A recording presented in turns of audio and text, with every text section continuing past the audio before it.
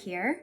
I just spent an entire day toying around with the Ibanez Echo Shifter, which is a hybrid analog digital delay pedal, and I had a blast.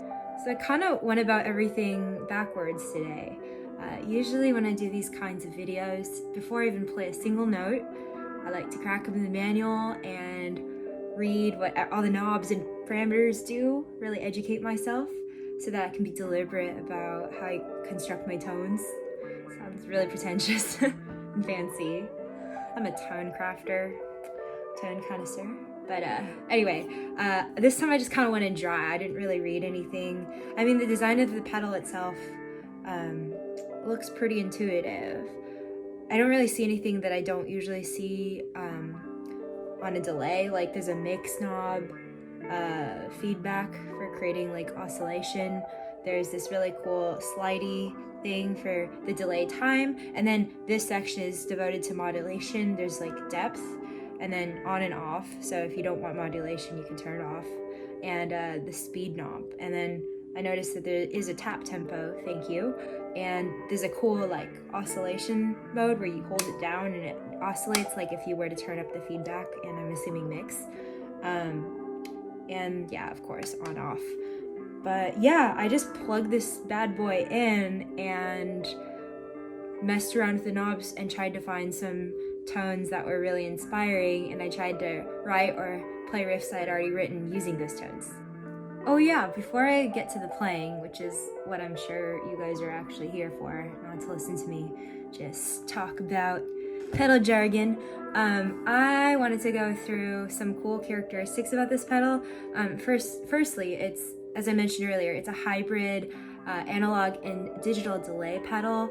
But what's cool about the analog mode is that I guess for some delay pedals, when they say analog, it's actually like a digital recreation of analog, but this is true analog.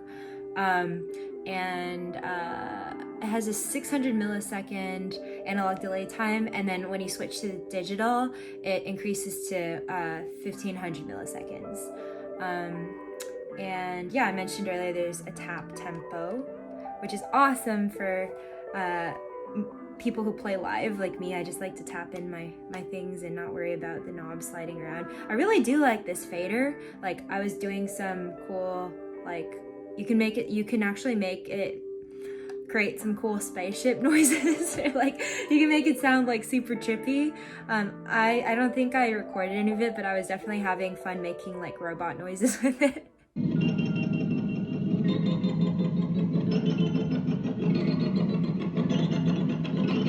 Oh yeah, and also the oscillation mode, which I mentioned earlier, is engaged by holding down the switch. I'm a sucker for hold features. I think they're really cool. But I really like that because then I don't have to get down and, you know, manually twist these knobs to do what I want. It kind of like, what I noticed is when I engaged the oscillation mode, it ramped up both the volume and the repeats and of course the feedback. So it kind of created this like cool noise crescendo, which could be cool for transitions, could be cool to annoy your neighbors.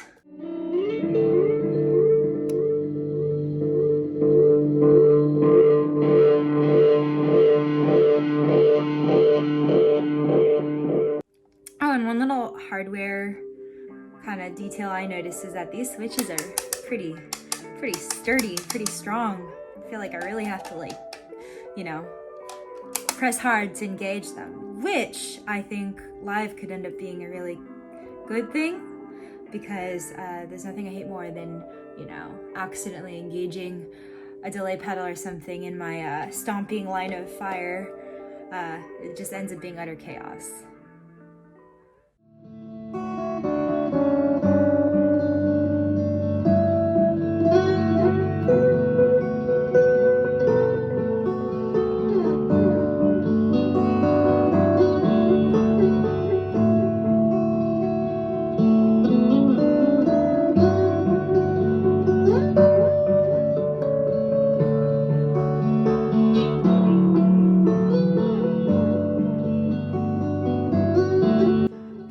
I think I'll structure the playing videos in terms of, I guess, analog to digital. So I'll first play the settings that I used in the analog mode, and then I'll make note when I switch over to digital. I also have my settings like in a box in the corner so you can see what I did to tweak my tone.